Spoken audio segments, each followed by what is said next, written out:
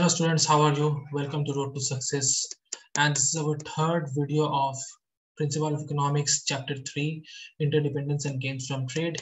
ये video specially first semester के students के लिए है जो इकोनॉमिक्स ऑनर्स कर रहे हैं। हम लोगों ने इस सीरीज में दो लेक्चर्स देख चुके हैं, दो वीडियो देख चुके हैं, जिसमें हम लोगों ने मैंक्यू की किताब के जो interdependence and gains from trade chapter है उसके पीछे जो प्रॉब्लम्स एंड एप्लीकेशंस है उसमें जो क्वेश्चंस है उसका सॉल्यूशंस डिस्कस कर रहे हैं।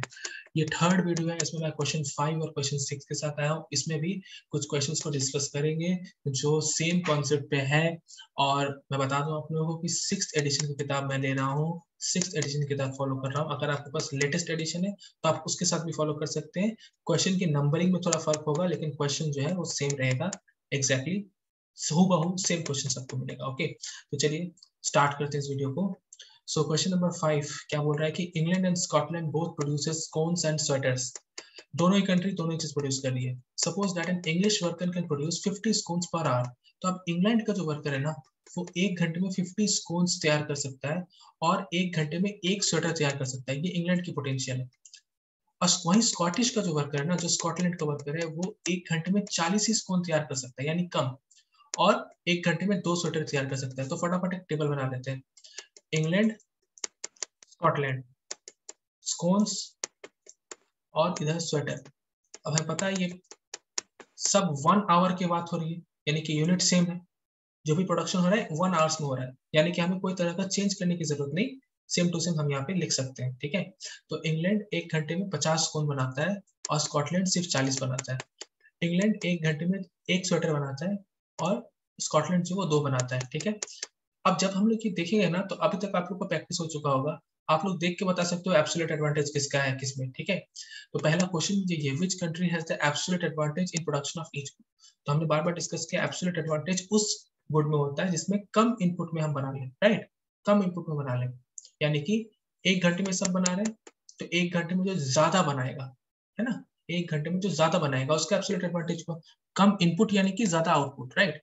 सो हम देख सकते हैं एक घंटे में इंग्लैंड 50 स्कोन बनाता है और स्कॉटलैंड सिर्फ 40 बनाता है, यानी स्कोन्स के मामले में इंग्लैंड का एब्सोल्यूट एडवांटेज है।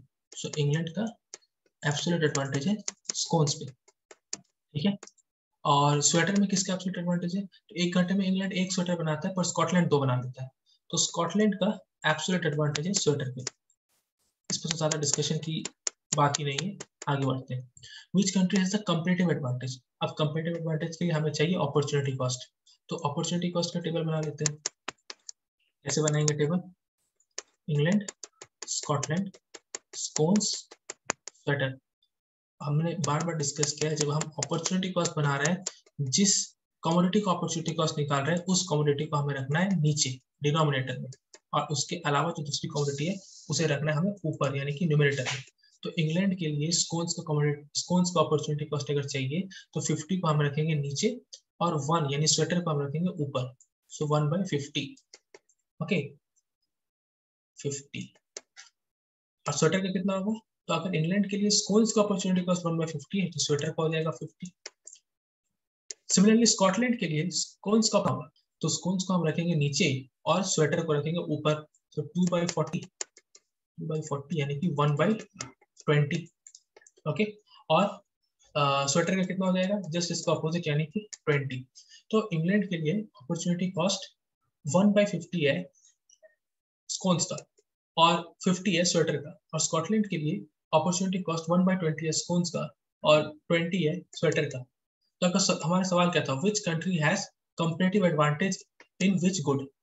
हम देख सकते हैं स्कोन्स के मामले में इंग्लैंड का जो अपॉर्चुनिटी कॉस्ट है वो स्कॉटलैंड से कम है, यानी कि इंग्लैंड का कंपैरेटिव एडवांटेज है स्कोन्स में, स्कोन्स में उसका कंपैरेटिव एडवांटेज है, वो कम अपॉर्चुनिटी कॉस्ट में बना ले रहा है।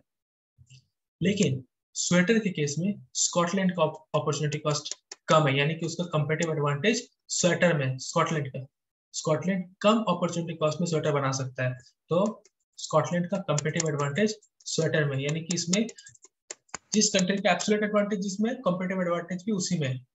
इंग्लैंड का देख सकते हैं आप स्कोन्स में दोनों ही एडवांटेज है, स्कॉटलैंड का देख सकते हैं आप स्वेटर में ही दोनों ही एडवांटेज है। तो ये हमारा पहला क्वेश्चन हो गया सॉल्व, जो कि बड़ा ही इजी था। अब दूसरा सवाल पे आते हैं। दूसरा सवाल क्या पूछ रहा है, if England and Scotland decide to trade, अगर ये दोनों ट्रेड करना चाहें तो which commodity will Scotland trade to England, तो इंग्लैंड को स्कॉटलैंड क्या देगा, which commodity will Scotland trade to England, तो स्कॉटलैंड इंग्लैंड को क्या देगा, तो ऑफ कोर्स भाई वो वही देगा जिसमें उसका कंपेटिटिव एडवांटेज ज्यादा है। क्या ज्यादा है उसका कंपेटिटिव एडवांटेज, स्वेटर में, तो स्कॉटलैंड इंग्लैंड को स्वेटर देगा, स्वेटर ट्रेड करेगा। तो ये दूसरा क्वेश्चन भी हो गया। एक्सप्लेन करने बोला तो आप एक्सप्लेन कर सकते हो, क्योंकि उसका कंपेटिटिव एडवांटेज उसमें ज्यादा है, तो वो उसमें स्पेशलाइज्ड करेगा, उसका ज्यादा मैन्युफैक्चर करेगा और कुछ दे देगा इंग्लैंड को। और number C, if Scottish worker could produce only one sweater per hour, अब मान लेते हैं स्कॉटिश जो है ना वो 1 घंटे में एक ही स्वेटर अगर बना सकते हैं, यानी कि यहाँ पे अब डेटा में हो गया थोड़ा बदलाव। अब मान लिया जाए स्कॉटलैंड के लोग 1 घंटे में एक ही स्वेटर बना सकते हैं, तो would Scotland still gain from trade, क्या अभी भी स्कॉटलैंड को इस ट्रेड से फायदा होगा, तो देखते हैं कंपेटिटिव एडवांटेज अब कैसे बदलेगा। तो अगर ये 1 हो गया तो अपॉर्चुनिटी कॉस्ट स्कोन्स का स्कॉटलैंड के लिए क्या हो जाएगा, it will become 1/40, right, it will no more be 2/40, it will be 1/40, so it will become 1/40।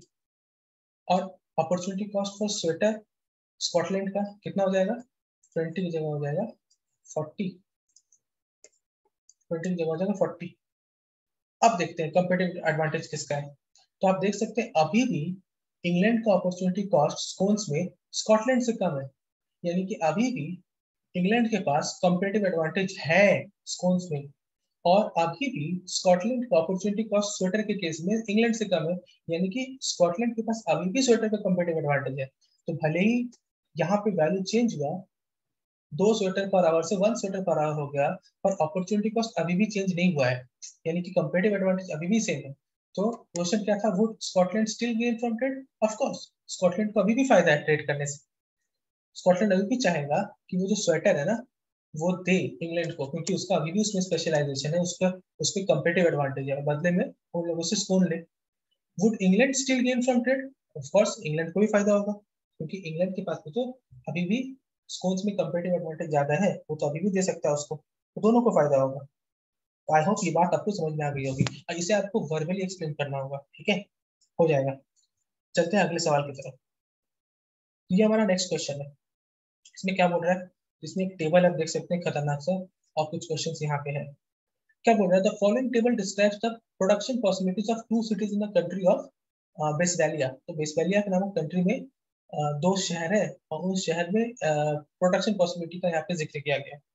क्या बोल रहा है, price pairs of Red Sox पर वर्कर पर आवर, यानी कि एक वर्कर 1 घंटे में कितना रेड सॉक बना सकता है, पेयर्स ऑफ व्हाइट सॉक्स पर वर्कर पर आवर, यानी एक वर्कर 1 घंटे में कितना व्हाइट सॉक बना सकता है। 2 कंट्रीज है, एक है बॉस्टन एक है शिकागो। तो हम देख सकते हैं कि बॉस्टन में एक वर्कर अगर 1 घंटा काम करे तो 4 जोड़े लाल मोजे बना सकता है, और अगर बॉस्टन में एक वर्कर 1 घंटे काम करे तो वो 2 जोड़े सफेद मोजे बना सकता है। यही चीज शिकागो में रेड मोजे के लिए 2 है और व्हाइट मोजे के लिए 1 है। तो आई होप आप लोग को टेबल तो समझ में आ गया होगा, और टेबल में किसी तरह के बदलाव की जरूरत नहीं है, क्योंकि यहाँ पे आउटपुट दिया हुआ है, इनपुट नहीं दिया हुआ। याद रखिए अगर यहाँ इनपुट दिया रहे, अगर यहाँ आवर लिखा रहे तो ही हमें टेबल बदलना है, वरना टेबल बदलने की कोई जरूरत नहीं, ठीक है। तो टेबल यही रहेगा। अब क्या देख रहे हैं हम लोग, without rate what is the price of white socks in terms of Red Sox in Boston, what is the price in Chicago, यानी कि बॉस्टन में एक एक जोड़े व्हाइट सॉक्स की कीमत रेड सॉक्स के टर्म में कितनी है। तो हम देख सकते हैं बॉस्टन में 2 व्हाइट सॉक्स की कीमत है 4 रेड सॉक्स, राइट, यानी कि एक व्हाइट सॉक की कीमत है 4/2, यानी कि 2 रेड सॉक। यानी कि हम कह सकते हैं कि बॉस्टन में एक सफेद मोजे की कीमत 2 लाल मोजे है, और यही चीज शिकागो में कितना है, तो शिकागो में 2 सफेद मोजे की कीमत 1 लाल मोजा है। तो हम बोल सकते हैं कि एक सफेद मोजे की कीमत 1/2 लाल मोजा है। तो शिकागो में एक सफेद मोजे की कीमत 1/2 लाल मोजा है, और बॉस्टन में एक सफेद मोजे की कीमत 2 लाल मोजा है। ये बात आप लोग समझ में आ गई होगी, ये जस्ट यूनिटरी मेथड से, यूनिटरी मेथड से ये हो जाएगा। अगले सवाल की तरफ जाते हैं। अगला सवाल क्या है, which city has an absolute advantage in the production of which city, ये तो हो गया, which city has an absolute advantage in the production of each colour sock, which city has a competitive advantage in the production of each colour sock. तो वही चीज absolute advantage और competitive advantage निकालना है। अब तक तो आप लोग एब्सोल्यूट एडवांटेज में बिल्कुल ट्रेंड हो गए होंगे, देख के बता सकते हैं आप। तो हम देख सकते हैं कि जहां तक लाल मोजों की बात है, तो 1 घंटे में बॉस्टन 4 बना रहा है, शिकागो 2 बना रहा है, यानी बॉस्टन ज्यादा बना रहा है। तो लाल मोजे की जब जहां तक बात है, रेड सॉक्स, तो बॉस्टन के पास एब्सोल्यूट एडवांटेज है भाई, ठीक है। और सफेद मोजे की अगर बात करें, तो सफेद मोजे बॉस्टन 1 घंटे में 2 बना रहा है, शिकागो 1 घंटे में 1 बना रहा है। तो यहाँ भी सफेद मोजों में भी बॉस्टन के पास एब्सोल्यूट एडवांटेज है, ठीक है। तो दोनों ही मोजों में बॉस्टन के पास एब्सोल्यूट एडवांटेज है। कंपेटिटिव एडवांटेज देख लेते हैं, और इसके लिए हमें बनाना पड़ेगा अपॉर्चुनिटी कॉस्ट का टेबल, ठीक है। तो अपॉर्चुनिटी कॉस्ट का टेबल बनाते हैं तुरंत। बॉस्टन, शिकागो, सफेद और लाल, नहीं पहले लाल है, राइट, पहले लाल है, लाल फिर सफेद, Red Sox and white socks, ठीक है। Opportunity cost of Red Sox निकालना है, तो क्या करेंगे, रेड वाले को नीचे रखेंगे, व्हाइट वाले को ऊपर रखेंगे, सो इट विल बिकम 2/4 और 0.5। अगर ये 0.5 है तो ये क्या होगा, जस्ट इसका उल्टा यानी 2, ठीक है। शिकागो का अगर रेड सॉक्स का अपॉर्चुनिटी कॉस्ट निकालना है, यानी रेड वाले को नीचे रखेंगे, इसको ऊपर रखेंगे, तो क्या हो जाएगा 1/2 यानी 0.5, और ये हो जाएगा कितना, ये हो जाएगा 2। अब आप देख सकते हैं कंपेटिटिव एडवांटेज पूछा गया है दोस्तों। कंपेटिटिव एडवांटेज वो होता है जिसका अपॉर्चुनिटी कॉस्ट में फर्क हो। आपको क्या यहाँ पे अपॉर्चुनिटी कॉस्ट में कुछ फर्क नजर आ रहा है? Can you see any kind of difference here? यहाँ पे कोई अंतर नहीं है। यहाँ पे आप देख सकते हैं अपॉर्चुनिटी कॉस्ट रेड शॉप के लिए बॉस्टन का जितना है, शिकागो का भी उतना ही है। अपॉर्चुनिटी कॉस्ट व्हाइट शॉप के लिए बॉस्टन का जितना है, शिकागो का भी उतना ही है। इसका मतलब इन दोनों में से किसी का भी किसी पे भी कंपेटिटिव एडवांटेज नहीं है। और इससे हमें मिलता है इस क्वेश्चन के थर्ड पार्ट का जवाब। थर्ड पार्ट क्या है, will this cities trade stocks with each other? The answer is no, a big no. Why? क्यों ट्रेड करना चाहेगी ये स्टॉक्स? बॉस्टन में भी जो कीमत है एक रेड शॉप की, शिकागो में भी वही कीमत है एक रेड शॉप की। बॉस्टन में जो कीमत है एक व्हाइट शॉप की, शिकागो में वही कीमत है। ट्रेड तो हम तब करते हैं ना जब प्राइस में फर्क हो। जैसे मान लीजिए मैं रहता हूँ साउथ कोलकाता में और आप रहते हैं नॉर्थ कोलकाता में, ठीक है। अब मैं यहाँ पे बना रहा हूँ एक पेन, और इस पेन की कीमत यहाँ 10 रुपए है, और यही पेन अगर मैं नॉर्थ कोलकाता में बेचूं, मुझे अगर 15 मिले तभी तो भैया मैं जाऊंगा ना वहां पे बेचने। अगर मुझे वहां भी 10 मिले, यहाँ भी 10 मिले, तो मैं वहां क्यों जाऊंगा, मैं वहां पे क्यों एक्सपोर्ट करूंगा, कोई फायदा ही नहीं। तो अगर प्राइस में फर्क होता है, रिमेंबर जब अपॉर्चुनिटी कॉस्ट में फर्क होता है तभी ट्रेड हो सकता है, वरना ट्रेड नहीं होता है। और आप देखेंगे ट्रेडिंग प्राइस हमेशा दोनों अपॉर्चुनिटी कॉस्ट के बीच में होता है। जैसे लास्ट क्वेश्चन में हमने किया था ना, हाईएस्ट था 0.67, लोएस्ट था 0.5, इनके बीच में ही होगा ट्रेड, वरना इसके आगे या इसके कम ट्रेड करके कोई फायदा नहीं है। यहाँ पे सब प्राइस इक्वल है तो ट्रेड करके क्या फायदा, ना तो बॉस्टन को फायदा है ना शिकागो, तो इसलिए no trade, there will be no trade. Okay, अब लास्ट सवाल क्या पूछ रहे हैं इसमें, लास्ट सवाल पूछ रहे हैं कि suppose workers become even more productive in Boston such that a worker in Boston can now produce 6 pairs of red shock. तो बॉस्टन में अब 4 नहीं 6 पेयर्स ऑफ रेड शॉक्स बन रहे हैं per hour, and 3 pairs of white socks, 3 pairs of white socks बन रहे हैं, ठीक है। How does this information affect your answers above? अब देखते हैं क्या होता है। तो अगर बॉस्टन में 3 पेयर्स ऑफ व्हाइट शॉक्स है and 2 pairs of 6 pairs of red socks है, तो अपॉर्चुनिटी कॉस्ट क्या होगा एक बार देखते हैं। अगर हम बॉस्टन में रेड शॉक्स के अपॉर्चुनिटी कॉस्ट निकाले तो 6 को रखेंगे नीचे, 3 को रखेंगे ऊपर, या भी 1/2 यानी कि 0.5 है। और व्हाइट शॉक्स क्या हो जाएगा 2। शिकागो में तो कोई चेंज हुआ ही नहीं है, तो ये भी 0.5, ये भी 2 होगा। तो इवन इफ प्रोडक्टिविटी चेंज हुआ, लेकिन प्रोडक्टिविटी पैरेलली चेंज हुआ है, दोनों सेक्टर में इक्वली प्रोडक्टिविटी चेंज हुआ है, रेड शॉक में भी और व्हाइट शॉक में भी। इसलिए जितना रेड शॉक इंक्रीज कर रहा है उतना ही व्हाइट शॉक इंक्रीज कर रहा है। 6 और 3 होने से क्या हुआ, अपॉर्चुनिटी कॉस्ट अब भी सेम है, तो इससे मेरे ऊपर का आंसर्स में कोई बदलाव नहीं होगा, अभी भी ट्रेड नहीं होगा, अभी भी ट्रेड नहीं होगा। तो that is the answer to this question. I hope it is clear to all of you. अगर आप लोगों को कोई भी प्रॉब्लम है समझने में तो आप लोग कमेंट बॉक्स में मुझे बताएं, मैं आप लोग की प्रॉब्लम को सॉल्व करने की कोशिश करूंगा। और मिलते हैं नेक्स्ट वीडियो में, इसी चैप्टर के अगले क्वेश्चंस को डिस्कस करेंगे। Okay, thank you students.